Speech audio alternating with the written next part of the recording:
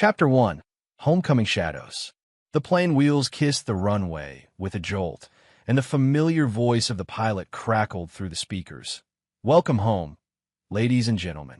Staff Sergeant Daniel Burns let out a breath he hadn't realized he was holding. 15 months in Afghanistan had felt like a lifetime. Sandstorms, firefights, nights under a sky littered with tracer fire. But none of that had left him more anxious than this moment. He wasn't stepping onto foreign soil anymore. He was stepping back into his life. He thought about Emma, 7 years old, with chestnut hair that curled at the ends like her mother's used to when he first met her. She had been just 5 the last time he saw her, hugging his waist in the airport, crying into his fatigues, her voice muffled but clear enough. "Don't forget me, Daddy." He never had. As the passengers disembarked, Daniel slung his duffel bag over his shoulder and scanned the waiting crowd beyond security. Families surged forward, wives throwing themselves into husbands' arms, kids clinging to fathers they barely remembered, friends holding up homemade signs. Daniel's eyes searched desperately for a small figure with a gap-toothed grin, maybe holding a crooked poster that said, "Welcome home, Daddy." But the crowd thinned, and no one came. A hollow feeling spread through his chest. Mara had promised to be there. Emma too. He clenched his jaw, forced a breath through his nose, and pushed his way outside. Maybe the car broke down. Maybe Mara got caught in traffic. Maybe he shook his head. "Don't go there, Burns. Don't." The cab ride home was quiet. The driver tried small talk, asked about the deployment, the heat, the chow, but Daniel barely responded. His mind was elsewhere, pulling at threads of unease. When the taxi pulled into the driveway, the house looked the same from the outside. A little paint peeling off the shutters, the lawn overgrown but not wild. Ordinary, comforting almost. But when he stepped out and walked up to the front door, his boots crunching against the gravel, something fell off. The curtains in the front window hung crooked. The porch light, once reliable, was shattered. He turned the knob. The door wasn't locked. Daniel's instinct screamed. 15 months in a combat zone had carved habits deep into his bones, and the looseness of that knob told him all was not right. He pushed the door open. The smell hit first. Rot. Mold. A sour stench that belonged in an alley dumpster, not a family home. Inside, the living room was a wreck. Empty beer bottles on the table. Takeout cartons stacked in corners. A couch cushion slashed open, stuffing spilling like entrails. The TV flickered on mute, some late-night rerun playing though it was barely past noon. "Mara," Daniel called, his voice low but commanding. "Emma." No answer. His boots echoed as he stepped deeper inside. His duffel slid off his shoulder onto the floor with a heavy thud. He moved room to room. Kitchen, filthy, dishes crusted with mold. Bedroom, unmade, a man's clothes tossed carelessly in a pile. And then a sound. Small, weak, a whimper. Daniel froze, his heartbeat surging into his ears. He turned slowly toward the hallway leading to the back porch. The sound came again, fragile and desperate. "Daddy!" Daniel's blood ran cold. He followed the voice. Each step felt heavier, like wading through quicksand. He pushed open the back door. There, in the corner of the porch, sat a rusted, wired dog kennel. Inside, curled up like some unwanted animal, was Emma, her tiny arms wrapped around her knees, her face streaked with tears and dirt, her skin peppered with angry red mosquito bites. "Daddy," she whispered again, her voice trembling with a mixture of relief and terror. For a heartbeat, Daniel couldn't move. The world tilted. The war he thought he'd left behind came roaring back inside him. But this battlefield was his own home. "Emma." He dropped to his knees, fumbling with the latch. His hands shook with rage and panic. "Baby girl, I'm here. I'm here." The lock was cheap, rusted, but it stuck. He yanked, cursed, then ripped it open with brute force. The metal screeched, bending under his grip. He pulled her out, clutching her against his chest. She was light, too light. Fragile. He could feel each rib through her shirt. Emma buried her face in his uniform, sobbing. "Daddy, Daddy, I was so hungry." He said, "This is where I belong." Daniel's arms tightened. "No, no, sweetheart. You belong nowhere but here with me. You hear me? With me." Her breath hitched. "Wayne said, Mom's boyfriend said, I'm just a dog. He made me eat from a bowl. Daniel froze. His body went rigid, rage pumping through his veins hotter than any firefight. His jaw locked, so tight his teeth ached. Wayne, Mara's boyfriend. He swallowed hard, keeping his voice steady for Emma's sake. You're not a dog, baby girl. You're my daughter, my everything. And no one will ever hurt you again. She nodded against him, but the tremors in her body betrayed the terror etched into her bones.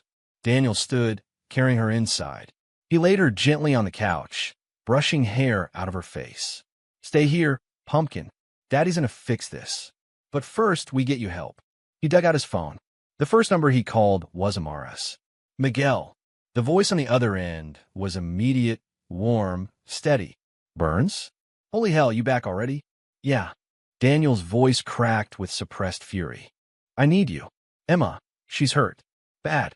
Not combat bad, but his throat tightened. She's starving. Malnourished. Covered in bites. I can't take her to the ER. They'll ask too many questions. You're the only one I trust. Silence. Then Miguel's tone hardened. Bring her to me. Now. I'll prep what I need. Thank you. Daniel hung up. He scooped Emma back into his arms. She was too weak to protest, only resting her head against his chest with a sigh. As he walked out the door, he spotted something on the floor, a man's boot, not his, tossed lazily by the doorframe. Wayne's. Daniel's vision tunneled. His pulse thundered. For a split second, he imagined snapping that boot in half, then the man who wore it. Not yet. He forced himself out to the truck, strapping Emma carefully into the passenger seat. Her eyes fluttered open and shut, exhaustion tugging at her small body. Stay with me, baby, Daniel whispered, starting the engine. We're almost there. Miguel's house was a half-hour drive, though to Daniel it felt like years. When they arrived, Miguel was waiting at the door, a medical kit already spread across the table. Bring her in, Miguel said firmly. His eyes softened when he saw Emma's state. Jesus, Danny, what the hell happened? Daniel laid Emma gently on the couch. Her mother's boyfriend happened. Miguel swore under his breath, examining her. He cleaned her bites, checked her pulse, gave her fluids, and scribbled notes. She's dehydrated, malnourished, but she's tough. She'll bounce back with care. He looked up sharply. But this wasn't neglect, brother. This was abuse. Intentional. Who did this? Daniel's hands clenched into fists. A man named Wayne. Mara's new man. Miguel's expression hardened. Then he picked the wrong damn family. Daniel paced, chest tight, fists aching from clenching. He pulled his phone again. But this time, he didn't call the cops. He didn't call child services. He didn't call Mara. He called Colonel Burnett. The old man answered on the second ring. Burns? It's been a while. Sir, Daniel said, voice low, deadly calm. I need your help. This is off the books. My daughter's been hurt. The system already failed her once, and I won't let it happen again. A pause. Then Burnett's gravelly voice came through. Tell me everything. Daniel glanced at Emma, resting weakly but safely now, and his chest swelled with a mix of sorrow and determination.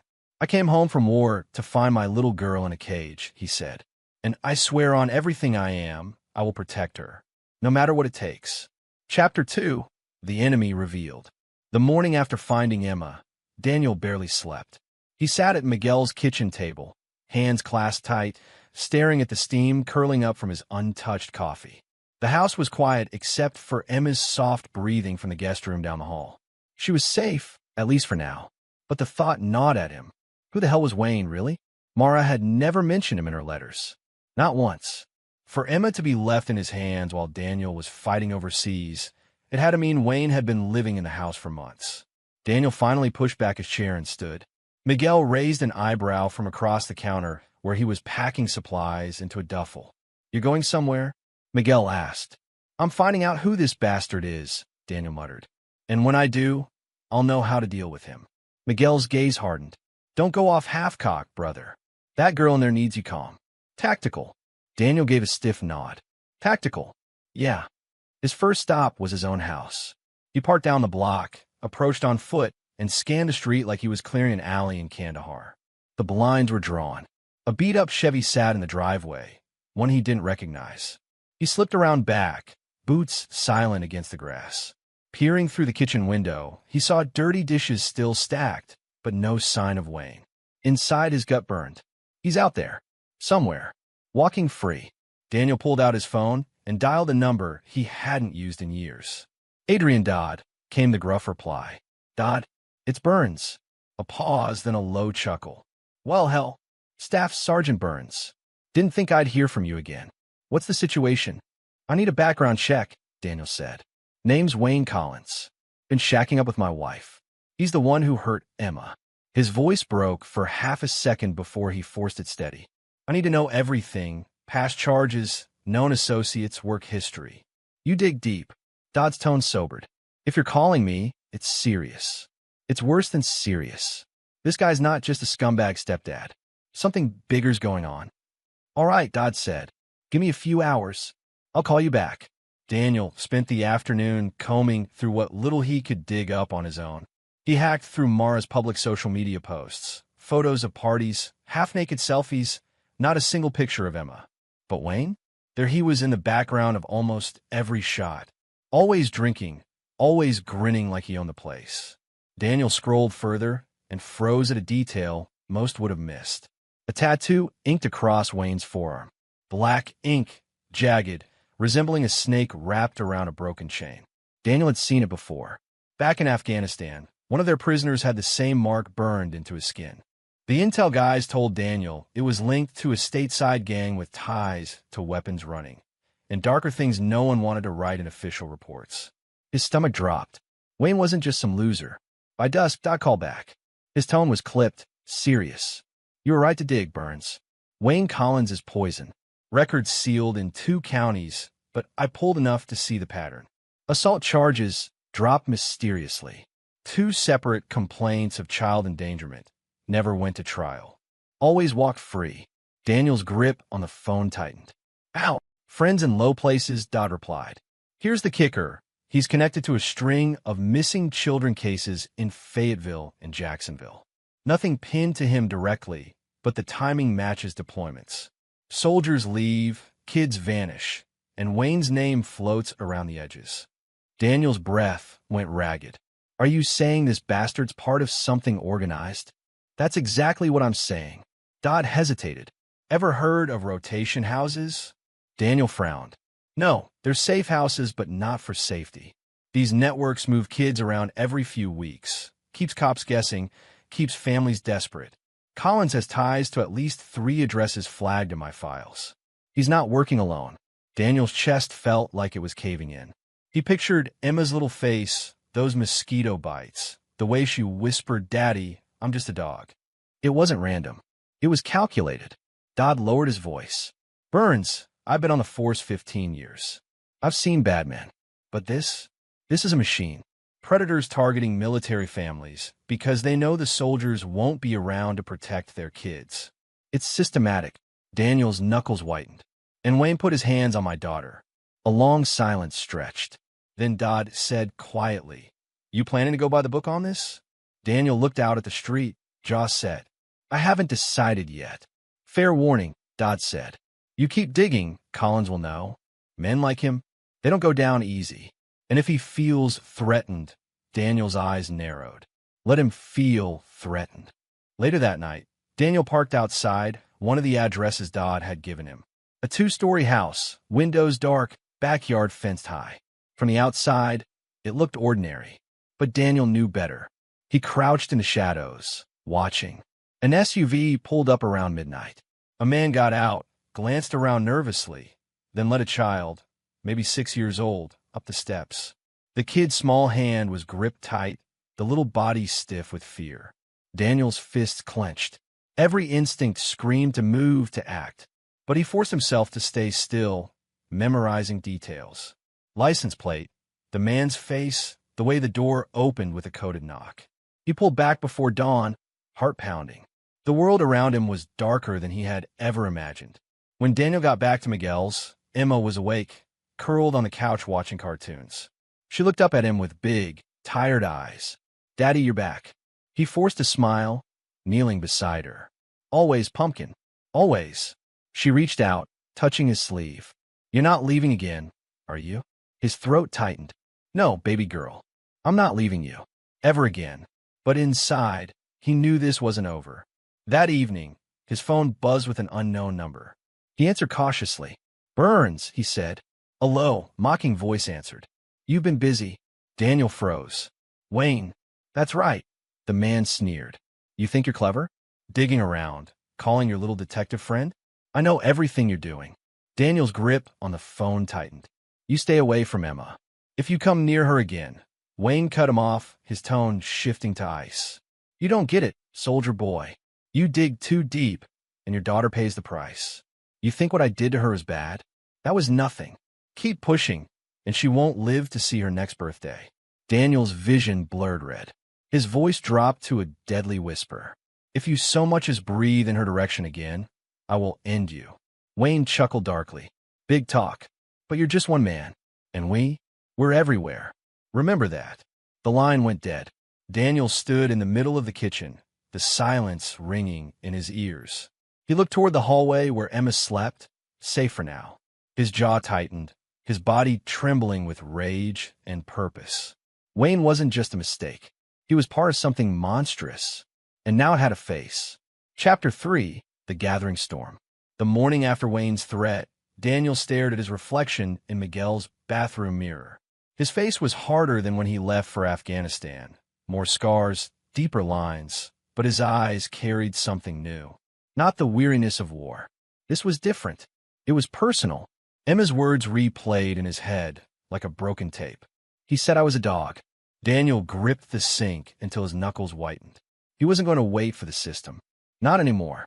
The enemy wasn't halfway across the world this time. It was right here in his backyard. When he stepped into the kitchen, Miguel was already there, brewing coffee.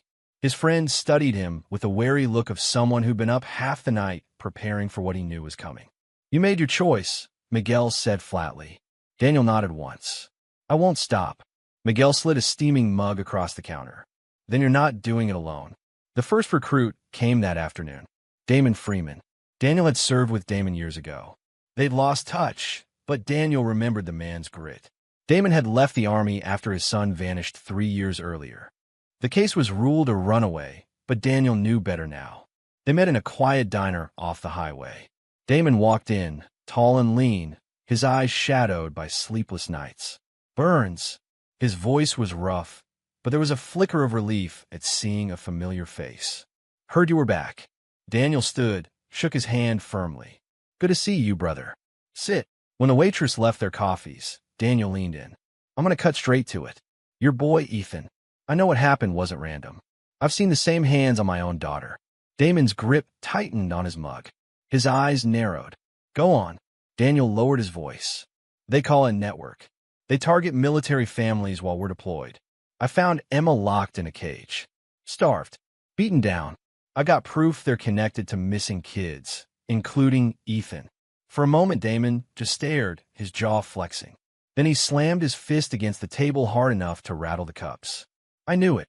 His voice shook with rage. Cops told me I was crazy. My ex-wife said I was obsessed. But I knew someone took him. You telling me this network has my boy? Daniel nodded slowly. There's a chance. I can't promise. But I'm going after them. Damon leaned forward, eyes burning. Then I'm with you. Whatever it takes. The second recruit was harder. Tammy Courtney. Her 2 daughters had been taken 6 months earlier. Authorities claimed she was an unfit mother, manipulated by a fake social worker who recommended foster placement. The kids never made it to the system. They vanished. Daniel and Miguel found her in a rundown apartment building on the edge of town. She opened the door cautiously, eyes swollen from crying, hair tied back hastily. Mrs. Courtney? Daniel asked gently. She frowned. Do I know you? No, Daniel admitted.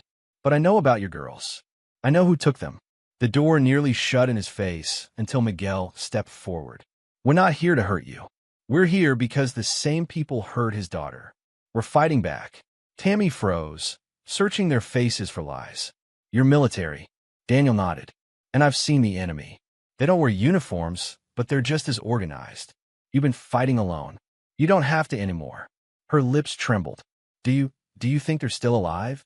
Daniel placed a steady hand on the doorframe. Yes, I do, and I need your help to find them. She hesitated only a moment before opening the door wide. Inside, her walls were covered in pinned articles, photos, and scribbled notes. She'd been building her own investigation. You've been busy, Miguel muttered, scanning the chaos. Tammy's eyes flickered with a mix of shame and pride. It's all I have left. Daniel studied the mess. Then you're already one of us. That night, the four of them gathered in Miguel's garage. Daniel laid out a map on a workbench, pinning photos and addresses Dodd had provided. Here, Daniel said, tapping the paper. Rotation houses. 3 confirmed. And here, possible drop sites. Warehouses. Backroads motels. Damon leaned forward. You think Wayne's just a middleman? Daniel nodded grimly. He answers to someone higher. A man named Owen Branch, ex-military contractor, dishonorably discharged for brutality in Iraq. Since then, he's been running operations stateside, black market arms, human trafficking, and now this. Tammy swallowed hard. He's the one who has my girls? Daniel met her eyes. Most likely, Miguel added. Branch isn't just some thug. He's connected, organized crime, dirty contractors, maybe even corrupt officials. Taking him down won't be simple. Damon's hand curled into a fist. Good. I don't want simple. I want justice. Daniel studied his team, the medic, the grieving father, the desperate mother. None of them soldiers anymore, but all of them fighters. Then we move smart, Daniel said. Step 1, Emma. She has to disappear until this is done. The next morning, Daniel drove Emma out to a safe house, a cabin tucked deep in the Carolina woods, owned by Colonel Burnett. The retired officer greeted them on the porch, arms crossed, his frame still broad despite age. You weren't kidding on the phone, Burnett said, looking Daniel over. Then his gaze softened as he looked at Emma, who clung to Daniel's hand. She looks just like her mother did at that age. Daniel stiffened. She's nothing like Mara. Burnett nodded once. Fair enough. Emma looked up at Daniel, fear in her eyes. Daddy, do I have to stay here? Daniel crouched, cupping her face. Only for a little while, Pumpkin.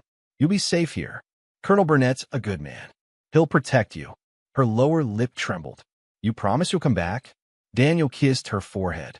I promise. And when I do, this will all be over. Burnett placed a reassuring hand on Daniel's shoulder. Go do what you have to do, son. I'll guard her with my life.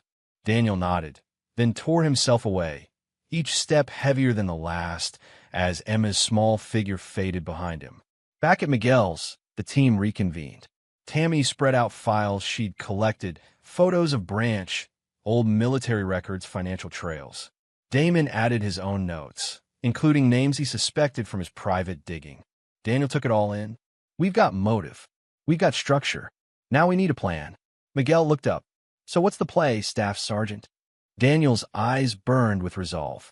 We build intelligence. We watch their moves. And when the time comes, we strike. The garage fell into silence, the weight of the decision pressing over them. Outside, thunder rolled low across the horizon, as if the sky itself knew a storm was coming. Daniel leaned over the map, his voice steady and final. Owen Branch thinks he can prey on families while soldiers bleed overseas. He thinks no one will fight back. He's wrong. We're going to bring the war to him. Chapter 4, Intelligence Gathering. The garage smelled of oil and steel, the air heavy with the hum of a single hanging bulb. Daniel spread fresh documents across the workbench, their corners weighed down with sockets and wrenches. The map of addresses they'd pinned earlier had grown cluttered, a spiderweb of red thread tying names to locations. Damon paced, restless energy radiating off him. We can't just sit here, playing detective forever. Every day we wait, kids are suffering. Daniel looked up sharply. And every day we rush and blind, we risk losing them all. You want Ethan back? Then we do this right. Miguel leaned against the tool chest, flipping through a folder Tammy had dropped on the table. His brow furrowed. Fake IDs. Background checks that don't match. These people didn't just pop out of nowhere. They've got a system. Social workers, judges, clerks. Whole lines of paperwork to grease the gears. Tammy leaned in, her hands trembling as she pointed at a stack of photocopies. These are custody petitions. My name's right there. That's how they took my girls. The signatures, none of them are mine. They forged them. Daniel picked up the document, studying the ink. The forged scrawl looked convincing, but the pressure points were all wrong. They've perfected this. Makes it look like the mother signed away her own kids. Damon stopped pacing, his fists clenching. Who the hell signs off on this crap? No judge in his right mind. Unless, Miguel interrupted grimly, the judge isn't on it. The words hung in the air like poison. They needed more than scraps of paper. They needed proof. Daniel, Damon, and Miguel drove out that night, leaving Tammy at the garage to continue sifting through her files. Their target was a county records office rumored to have one of the friendly clerks. The building was quiet, locked up for the night. Daniel picked the side door. Years of breaking into Taliban compounds hadn't left his hands rusty. The tumblers clicked, and they slipped inside, moving under the dim glow of emergency lights. Feels like old times, Damon muttered, his voice tight. Daniel gave him a sharp look. Except the enemy isn't carrying rifles. Keep it tight. They crept through hallways until they found the records room. Miguel knelt at the cabinet, his medic hands steady even in this alien battlefield. He flipped through files, muttering dates and names. Here, he whispered, pulling a folder free. Deployment schedules. Not public records, but someone made copies. Look at this. Dates lined up with custody filings. Daniel scanned the list, his blood running cold. They were watching us. Every time a soldier shipped out, they marked the family. Damon's jaw flexed, and then sent someone like Wayne to play house. Daniel kept digging. Another drawer revealed sealed juvenile records, but with strange annotations. Besides some names, there were numbers, dates, codes. These aren't case notes, Daniel murmured. They're transfers. Rotation schedules. Miguel froze. Like they're moving cargo. No, Damon growled, slamming his fist on the cabinet. Like they're moving our kids. Back in the garage, Tammy laid out what they'd stolen. The paperwork sprawled across the bench like a battlefield. Deployment logs, custody petitions, judge signatures, clerk initials, and tucked in the bottom of one folder, a slim spiral-bound manual. Daniel flipped it open, his throat tightening as he read the title. Behavioral Conditioning for Juvenile Compliance. Tammy leaned forward. What is that? Training material, Daniel said bitterly. Methods to break kids. Written like a field guide. The room fell silent as they skimmed. Each page was worse than the last. Step-by-step instructions. Isolation techniques. Withholding food as discipline. Gaslighting phrases to confuse and degrade. Even suggested games designed to normalize captivity. Miguel slammed the manual shut, his face pale. This isn't just trafficking. This is brainwashing. Tammy's hand shook as she pressed them to her mouth. My babies, they used this on my babies. Damon grabbed the book and hurled it across the garage. It hit the wall with a dull thud. These bastards don't deserve a trial. Daniel's voice was quiet, but it cut through the fury like steel. First, we expose them. Then we take them down. They needed expert confirmation, someone who could help them understand the manual and Emma's trauma. Daniel made the call to Dr. Blake, the child psychologist Emma had been seeing since her rescue. Blake was cautious, but agreed to meet. The next afternoon, they gathered in Blake's office.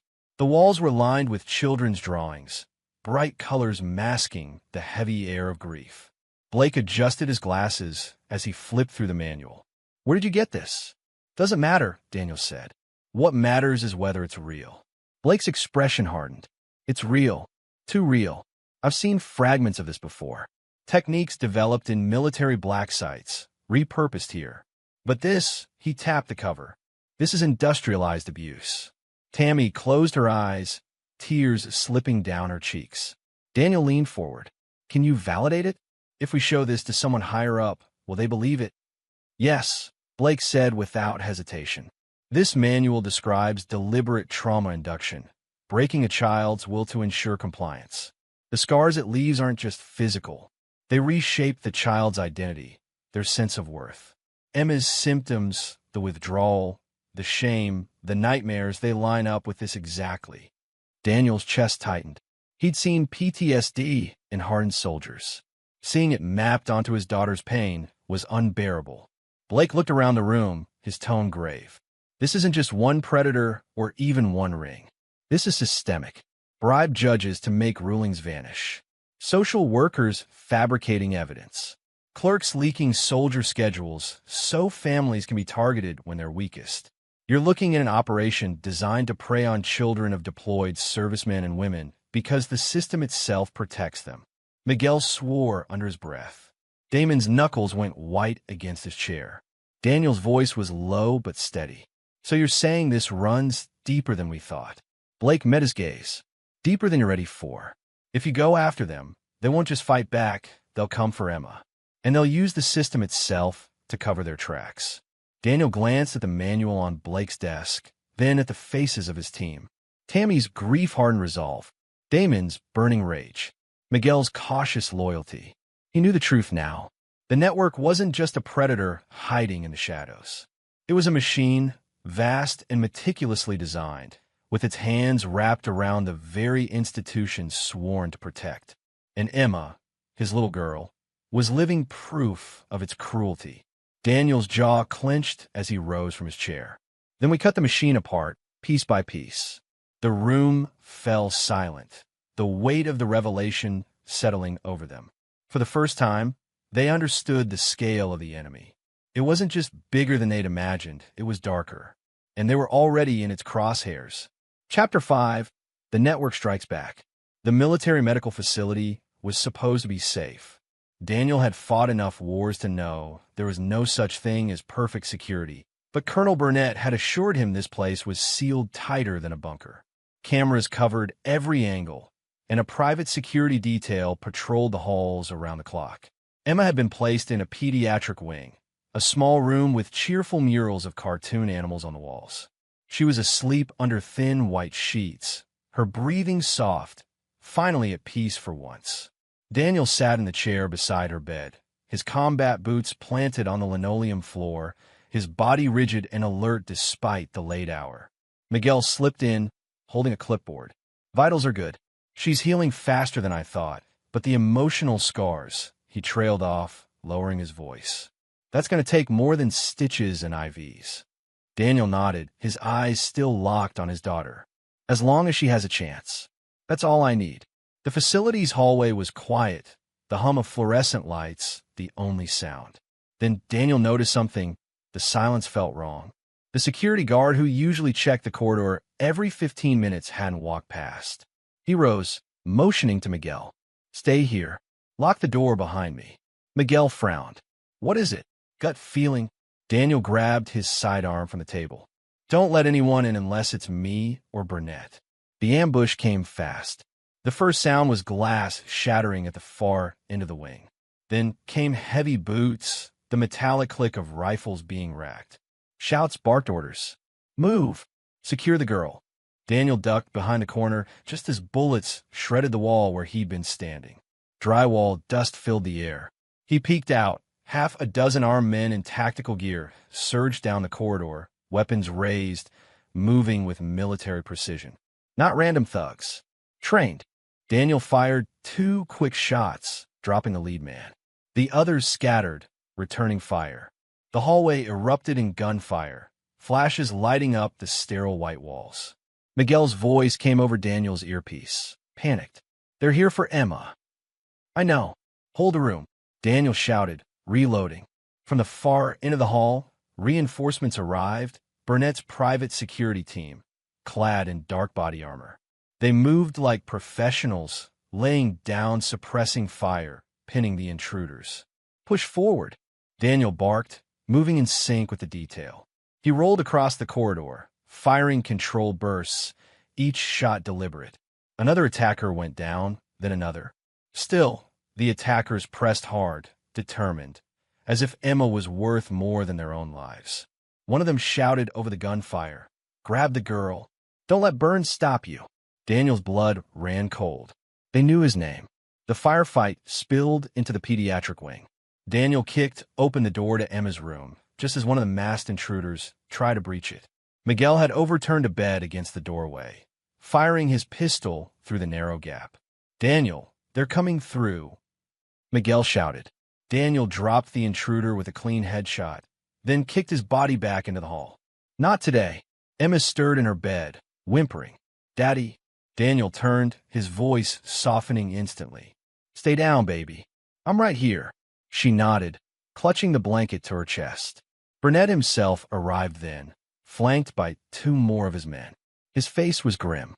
"They hit us harder than expected. Somebody fed them intel." Daniel growled. "This was supposed to be a sealed location." "I know," Burnett said, reloading his rifle. "But we'll figure out the leak later. First, we finish this." The gunfight raged for another 15 minutes, but Burnett's team slowly gained the upper hand. 2 intruders surrendered, throwing down their rifles. 3 more lay dead in the hallway. The last one standing tried to retreat. Daniel caught him with a tackle, slamming him against the wall. The mask ripped off in the struggle. Wayne. His face was bruised, eyes wild, but Daniel recognized the sneer. The man who had locked his daughter in a kennel and forced her to eat dog food. Daniel's fists itched to finish it right there. He pressed the barrel of his pistol under Wayne's jaw. "Give me one reason not to end you now." Wayne laughed, a broken, mocking sound. "Because I'm worth more alive than dead. You kill me, you'll never know who's pulling the strings." Daniel's hand trembled with rage, but Burnett stepped in. "He's right. Stand down, Burns. We need him breathing." With a growl, Daniel shoved Wayne into the hands of 2 security officers. They cuffed him and dragged him toward an interrogation room. Emma peeked from her bed, her eyes wide. "Daddy, that's him. That's the bad man." Daniel knelt beside her, brushing her hair back gently. "I know, sweetheart. He'll never touch you again." The interrogation room was stark, just a table, 2 chairs, and a buzzing fluorescent light overhead. Wayne sat cuffed, his mouth twisted in a smirk despite the swelling on his cheek. Daniel leaned across the table, his voice low and dangerous. "Talk. Who sent you?" Wayne chuckled. "You really don't get it, do you? This isn't just about kids. It's bigger. It's leverage. Soldiers like you. So easy to break when we've got your families." Burnett slammed his hand on the table. "Name's Wayne. Who's running you?" Wayne's grin widened. "You already know. He wears a uniform, same as you." Daniel narrowed his eyes. "What the hell does that mean?"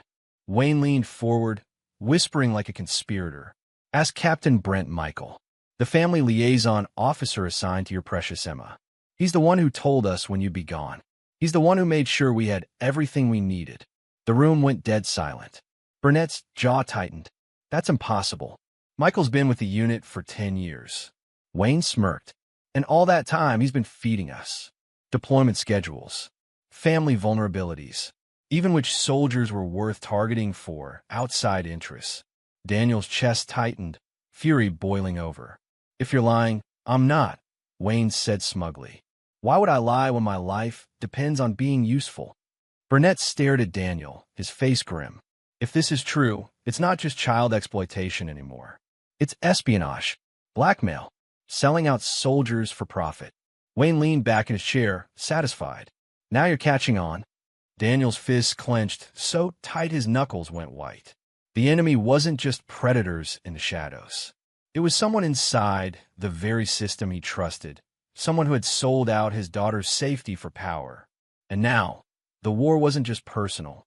It was national. Chapter 6, The Trap Springs. The night air smelled of rain and diesel, heavy against Daniel's skin as he crouched by the armored van. The map spread before him on the hood was marked with red circles. For locations, for operations happening at once.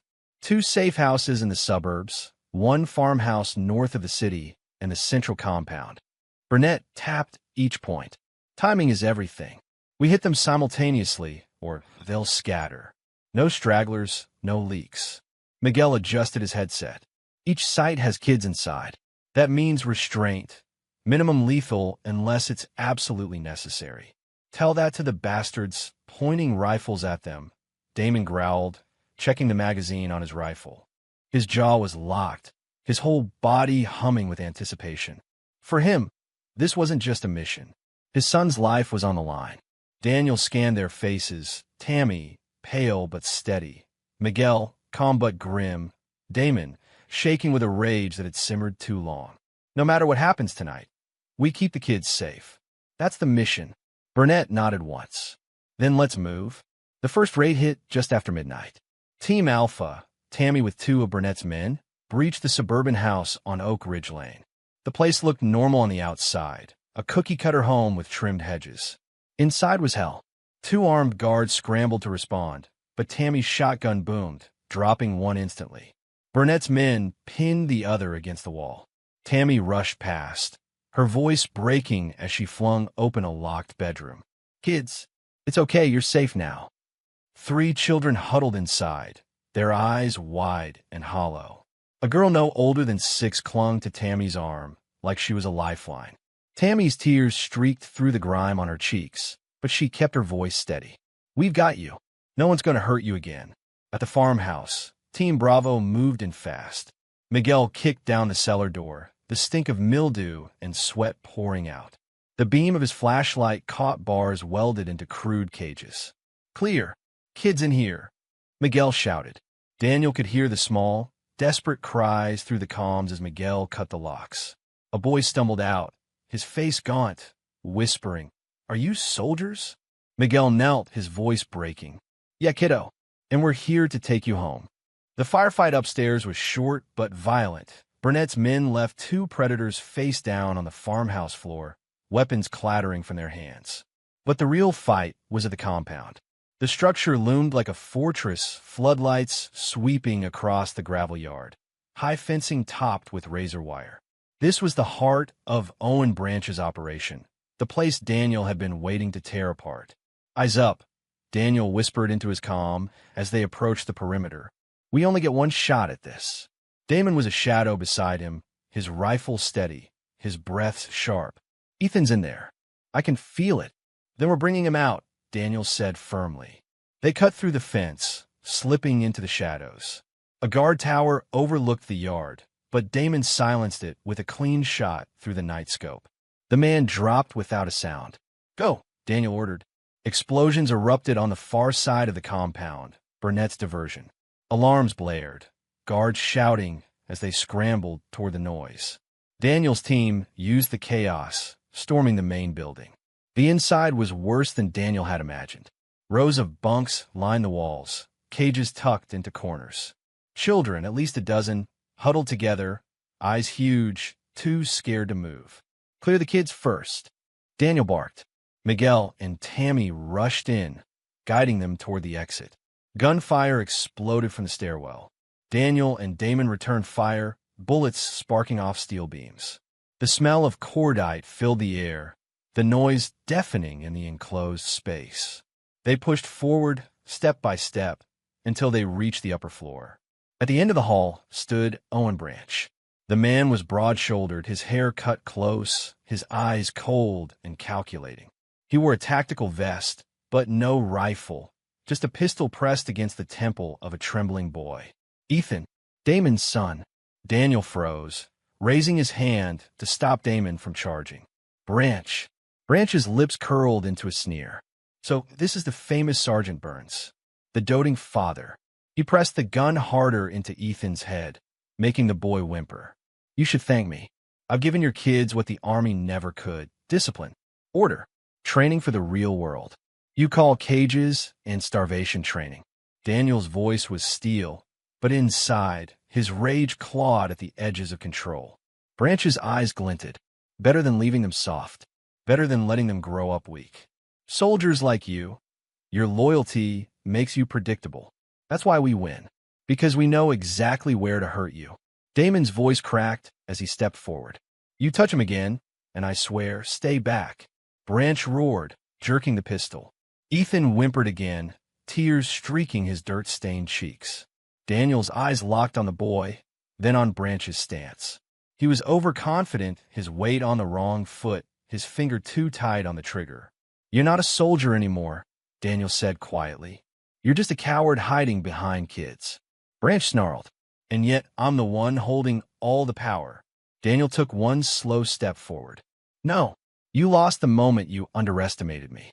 Branch's sneer faltered for half a second. "Enough." Daniel moved like lightning, his pistol snapping up. One shot. Clean, precise. Branch staggered, a hole blooming red in the center of his forehead. His gun clattered from his hand as he collapsed. Ethan broke free, running straight into Damon's arms.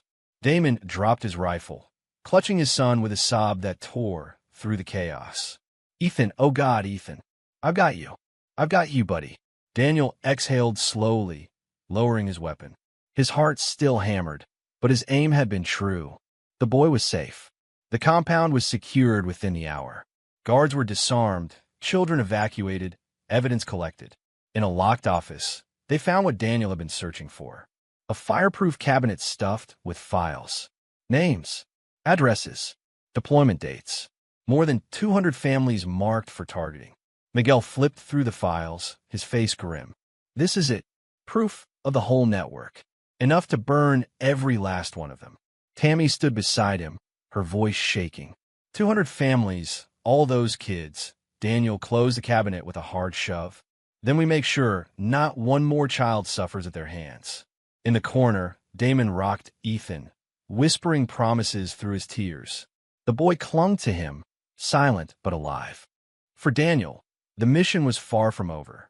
But tonight, at least, they had struck back. And Owen Branch, the monster who had justified cruelty as discipline, would never hurt another child again. Chapter 7. Unraveling the Web. The compound still smelled of smoke and gunpowder when Daniel stepped into the makeshift command post. A folding table was buried under files, flash drives, and confiscated hard drives. Burnett's men moved like ants, tagging and logging every piece of evidence. But even surrounded by chaos, Daniel's focus was sharp. The war wasn't over, not by a long shot. Wayne sat shackled in a reinforced interrogation room, 2 floors down, pale and bruised, but still carrying that mocking grin. They'd already broken open Owen Branch's fortress, but Wayne was the piece that tied everything together, the mouth that wouldn't stop running if pressed the right way. Daniel pushed through the door, Damon shadowing close behind. Wayne smirked. Back again, Burns? Didn't get enough fireworks last night. Daniel sat across from him, eyes steady. You're finished, Wayne. Branch is dead. The compound's gone.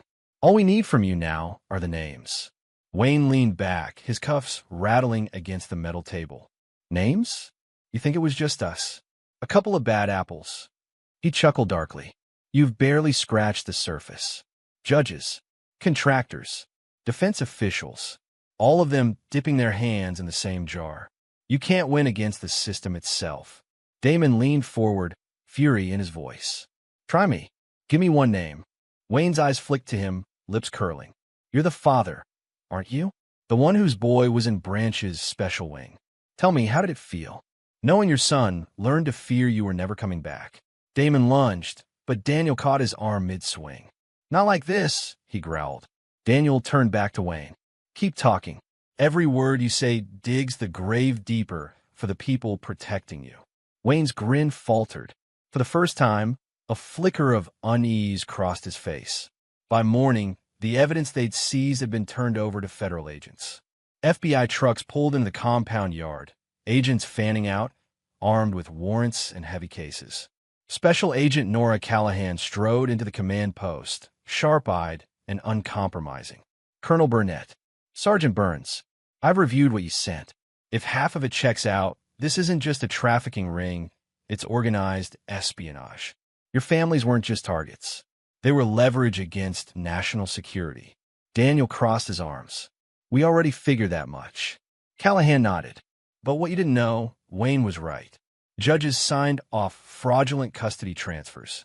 Contractors funneled money. A few Pentagon clerks leaked schedules. We've got a web that stretches across at least 6 states. Burnett exhaled. And if it stretches that far, it stretches farther, Callahan finished grimly. We've already got teams raiding properties in Texas, Virginia, and California. Dozens of kids have been found in just the last 12 hours. Daniel's chest tightened at her words. Relief, anger, and grim satisfaction collided all at once. The nightmare was bigger than he'd imagined, but so was the chance to end it. Meanwhile, Miguel took Emma to her therapy session with Dr. Blake. The little girl walked into the office holding her father's old army coin, gripping it like a talisman. Blake crouched to her level. "Emma, are you ready to talk today?" She nodded shyly. They sat across from one another, crayons scattered across the table. Emma began drawing, first a cage, dark lines heavy on the paper. Then, slowly, she added a door. "An open one. Tell me about this," Blake encouraged gently. Emma's small voice trembled. "That's where they put me." But Daddy opened the door. He said I'm safe now. Miguel watched from the corner, his throat tightening. Blake smiled warmly. "And are you safe now?" Emma nodded, her eyes bright. "Yes. And maybe I could tell the other kids too. The ones who are still scared." That afternoon, Daniel walked into a secured FBI debriefing. Screens glowed with spreadsheets of names and accounts. Photos of handshakes and fund transfers flashed on the monitors. Judges taking bribes, contractors funneling cash. Callahan pointed at the evidence. This wasn't just about abuse. This was about control. Threatening soldiers with their children so they'd hand over intel. Selling those secrets to foreign bidders. One agent added, "Some of the contractors have ties overseas. This is national security sabotage on top of human exploitation." Daniel clenched his jaw. And to think it all started with one bastard locking my daughter in a kennel. Burnett's voice rumbled low. "It started long before that. But tonight, we ripped the rot out by the roots." Over the next weeks, the dominoes fell. In Texas, 20 children were freed from a foster care facility that turned out to be a front. In Virginia, 2 judges were arrested mid-session, dragged out of their courtrooms in handcuffs. In California, a contractor was caught shredding files just as agents stormed his office. News headlines exploded. Military family exploitation, ring busted. Federal judges indicted in child trafficking scandal. National security breach linked to predatory network. For Daniel, the war had shifted. It wasn't about one predator anymore. It was about a system that had betrayed its own. Back at the safe house, Emma sat at a table with some of the other rescued children. She spoke softly, but every kid around her leaned in to listen. "I was scared too," Emma told them, her little hands folded in her lap. "But my daddy came back. He said the bad men can't hurt us anymore." And he was right. A boy with hollow eyes whispered, "But what if they come again?" Emma shook her head, clutching her coin. "Then we fight back. We're not alone." Miguel watched from the doorway, whispering to Daniel, "She's becoming the anchor." The others look at her and believe it can get better. Daniel's chest swelled with pride and sorrow all at once. His daughter, his fragile, scarred little girl, was already stronger than most adults he'd known. One evening, Daniel returned to the command center. Callahan spread a new map across the table, dozens of pins marking freed children across the country. "We've confirmed at least 67 rescues so far," she reported. The number's still climbing. And every one of them has stories that match Emma's. Broken families, staged custody losses, deliberate abuse. It's systemic, Sergeant. Bigger than any of us thought. Daniel stared at the map, his fists curling. "Then we don't stop until every last one of them is safe." Burnett's gravelly voice cut in. "This isn't just personal anymore, Burns. It's reform. This is about fixing a system that was built to fail the people it swore to protect." Daniel didn't answer at first. His mind was with Emma, drawing open doors, telling frightened children they weren't alone. He finally spoke, voice low and resolute. "Then let's burn the whole rotten web to the ground." The room fell silent, the weight of it pressing on them. For the first time, it wasn't just about revenge or rescue. It was about something bigger. Change. Chapter 8, Justice Served. The courthouse loomed like a fortress. Marble pillars stretched into the sky, sunlight flashing against the glass doors as though even the building itself wanted to blind out the filth about to be dragged into its chambers. Daniel stood at the steps, his daughter's small hand clutching his. Emma wore a light blue dress that Miguel had bought for her weeks earlier, soft fabric that didn't scratch her healing skin. She still carried his Army Challenge coin, turning it nervously in her palm. "Are you sure you're ready for this?" Daniel asked gently, crouching to her level. Emma nodded, her voice steady despite the tremor in her lip. "They need to hear me, Daddy. If I can tell the other kids they're not alone, then maybe the bad men won't win anymore." Daniel's chest tightened. His 7-year-old had already seen more than most adults ever would, and yet here she was, braver than he could have imagined. "All right," he whispered, kissing her forehead. "But remember, you don't have to carry this alone. I'm right here." Inside, the courtroom buzzed with tension. Rows of journalists filled the benches, cameras forbidden, but pens scratching furiously. Families of rescued children sat scattered through the gallery, their faces taut with anticipation and pain. At the front, Wayne sat shackled between two marshals. His smirk was gone now, replaced by a hollow defiance. Captain Brent Michael slouched in the second row of defendants, his uniform stripped, his face gaunt. Beside him, Judge Hector Fernandez, once a man of authority, now looked small in his orange jumpsuit. The bailiff's voice cut through the murmurs. "All rise." Judge Harris entered, black robe flowing, eyes scanning the courtroom like steel. "This court will come to order." The prosecution opened with fire. Assistant U.S. Attorney Linda Carver stood tall, her voice sharp enough to slice through stone. "These defendants," she began, pointing toward Wayne and the others, "betrayed not just their communities, but the very system meant to protect the most vulnerable. They preyed on the children of deployed soldiers, children already carrying the burden of absence and sacrifice. They manipulated, they abused, they traded lives like currency. Today, that ends." Daniel squeezed Emma's hand as Carver continued, outlining the evidence. Seized files, forged custody papers, intercepted bank transfers. Each word landed like a hammer. When the defense tried to push back, their arguments collapsed under the weight of facts. One lawyer muttered about circumstantial ties. Carver coolly pulled out a signed document authorizing a false foster transfer. Another tried to claim lack of knowledge. Carver projected an email chain with timestamps and bank account numbers. And then came the testimonies. Damon Freeman was first. He stood, his voice shaking but resolute. "They took my boy. For months, I didn't know if he was alive. Do you understand what that does to a father? To bury your own hope every single day, praying for a knock on the door that never comes." He glared directly at Wayne. "And you did it for profit. You thought we wouldn't fight back. You were wrong." Wayne shifted uncomfortably, but said nothing. Next came Tammy Courtney. She clutched a photo of her two daughters, her voice breaking as she described how Judge Fernandez had signed away her custody rights with forged evidence. "You destroyed my family for a paycheck, and you call yourself a judge? You were supposed to protect us." The room crackled with fury. When it was Daniel's turn, the silence was absolute.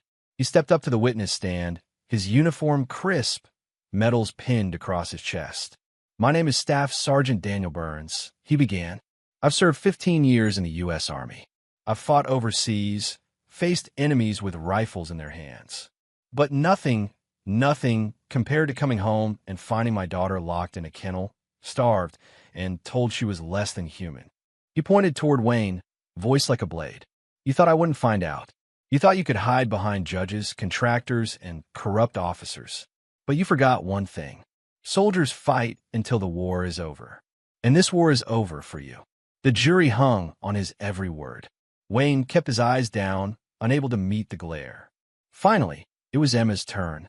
Daniel's heart pounded as she was sworn in. The microphone adjusted to her tiny height. She looked small standing there, but when she spoke, her voice carried through the room. "They told me I had to stay in the cage. They said I was bad and that no one would come for me." Her hands shook, but she held up the coin Daniel had given her. "But Daddy came. He said I was worth saving. And I believe him. I think other kids need to hear that too." A hush fell over the courtroom. Journalists stopped writing. Even Judge Harris leaned forward, eyes softening. Emma took a deep breath. "I don't want any kid to feel like I did. Scared. Alone. I want them to know they're safe now." Daniel's vision blurred with tears. He wasn't the only one. Half the gallery wept silently. The verdicts came swift and unforgiving. Wayne, guilty on all counts, child endangerment, trafficking, conspiracy, espionage. Sentenced to life without parole. He slumped in his chair, face pale as the words sealed his fate. Captain Brent Michael, 30 years federal prison. His betrayal of duty cut deepest. and the sentence reflected it. Judge Fernandez, 25 years for corruption, bribery, and conspiracy. The contractors? Fines, asset seizures, and decades behind bars. Fortunes crumbled overnight. Empires of greed reduced to dust. 67 children freed. 43 perpetrators sentenced. Justice wasn't just served, it was carved into stone. Outside the courthouse, cameras finally clicked. Reporters swarmed, questions flying. But Emma held her father's hand tightly, stepping onto the podium with the quiet courage that had carried her this far. She faced the crowd, her voice steady despite the flashbulbs. I was scared once. I thought no one cared. But my daddy came back for me. And now I want to help other kids who feel the same. If you're scared, don't give up. Someone will come for you. You're not alone. The crowd erupted with emotion. Some clapped. Others wept. And in that moment, Emma became more than a survivor. She became a beacon. Daniel pulled her into his arms, whispering into her hair, "You did it, sweetheart. You gave them hope." She smiled up at him, eyes glistening. "And you kept your promise, Daddy.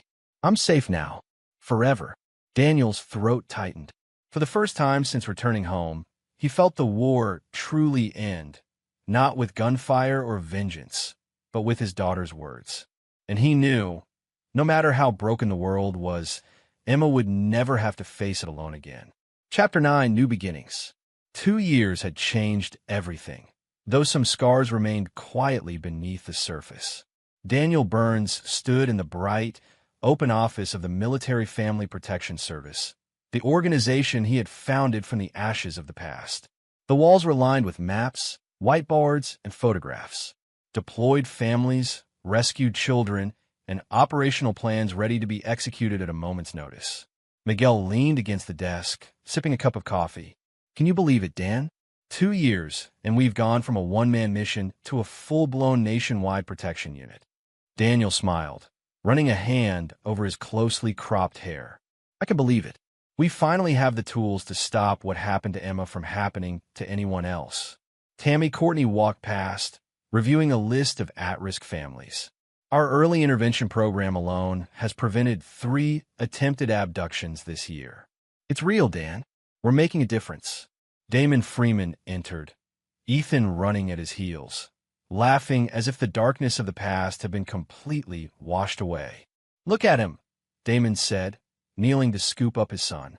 Not a trace of the fear he carried before. "You made that happen, Burns. We all did." Daniel's gaze drifted across the office and landed on Emma, who stood at the edge of the room, her small hands clutching a stack of papers. She was 9 now, taller, confident, with a spark in her eyes that had once been dulled by fear. "Daddy," she called, running across the office. "Look what I made for today's advocacy meeting." Daniel caught her in a quick hug, inhaling the scent of her hair and the determination in her voice. "I can't wait to see it, Pumpkin." "What is it?" Emma spread the papers across the table, colorful drawings depicting children in safe homes, officers helping families, and even a cartoon of Daniel in uniform, standing guard. She grinned. "This is for my talk at Congress. I'm going to show them how families like ours need protection, and I want everyone to know they can be safe." Daniel knelt beside her. "You're going to inspire so many people, Emma, just like you've inspired me every single day." Miguel chuckled. "And don't forget, she's got the toughest lobbyist on her side. You set the bar high, Sergeant." Daniel smirked. "Yeah, tough negotiator with a mean glare." He ruffled her hair. "All right, Princess, let's make sure you're ready for your big moment."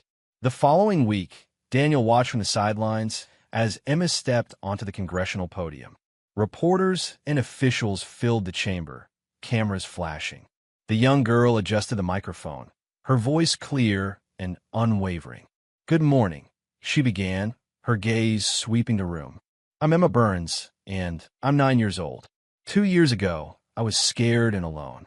But thanks to my daddy, his friends, and people who believed in protecting families, I'm safe now. And I want every other child to be safe too." Daniel's chest swelled with pride. He remembered her tiny voice trembling in the therapy office, the tears she had shed in the kennel, and the fear that had once consumed her. Now, she was standing tall, telling her story to lawmakers demanding change. She continued, showing her drawings, pointing to each home and smiling child. This is what we can do when we protect families. Kids like me can grow up without fear, and we can prevent the bad men from hurting anyone ever again. A murmur of admiration ran through the chamber. Lawmakers nodded, some openly wiping tears. Daniel's eyes found Miguel and Damon in the gallery. Both men stood, fists pressed to their chests, moved by the little girl who had become a symbol of resilience. When Emma concluded, she stepped down, racing into Daniel's arms. "Did you see? Did they listen?" she asked, her voice trembling with excitement and nerves. Daniel hugged her tightly. Every word, Pumpkin. Every single word. Back at the MFPS headquarters, work never stopped. Calls from families, intelligence on potential threats, and training exercises filled the day. Yet Daniel always found time to check on Emma, to teach her, and to let her understand that while the past could not be erased, the future could be defended. One afternoon, as Emma sat coloring, Daniel came over with a small envelope. "What's this?" she asked, opening it carefully. Inside was a sheet of paper with her own drawing, scribbled crayon lines depicting her and Daniel standing in a sunny field, smiling, the words "forever safe" written across the top. Emma looked up at him, eyes shining. "I made this on my birthday today, Daddy. For you. Because you always kept your promise." Daniel knelt beside her, swallowing hard. "You've always been my promise, Emma. And seeing you happy, this is all I ever wanted." Tammy, watching nearby, whispered to Miguel, "Look at her. She's healing, really healing. That drawing, it's not just art, it's freedom." Miguel nodded. "Yeah." And the man holding her hand, "That's the reason she's safe." Weeks later, a formal ceremony honored the work of MFPS. Families stood with children holding balloons. Journalists filed stories and military officials attended, nodding in recognition. Emma took the stage once more, her voice clear, resonant, and mature beyond her years. "I want to thank my daddy," she said, stepping forward.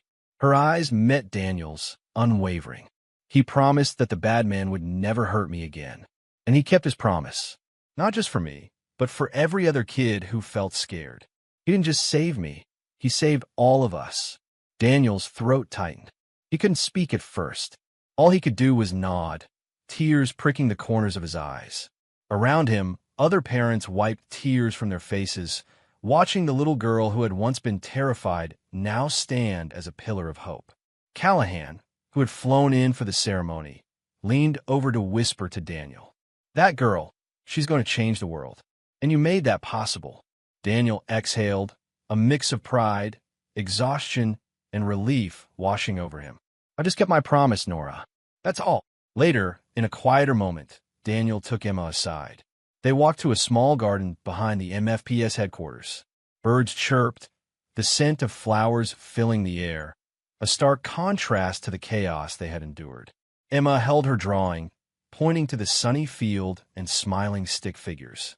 "I want to make sure every kid has a place like this, Daddy. A safe place." Daniel smiled, resting a hand on her shoulder. "And you will, Emma. We'll make sure of it. Every single day." She leaned into him. "Promise." Daniel chuckled softly. "Promise." For the first time since returning from deployment, he truly believed the word meant more than an oath. It was a covenant he would honor for the rest of his life. Above them, the sun broke through clouds, casting golden light across the garden. It felt like a new beginning, not just for Daniel and Emma, but for every family the MFPS could protect, every child who would never again know the fear she once endured. And as Emma raised her head, smiling up at him, Daniel silently vowed, no matter what threats arose, the bad men would never touch her or any other child again. The past was behind them, the scars visible but softened by love, protection, and justice. The future lay open, bright, and full of promise.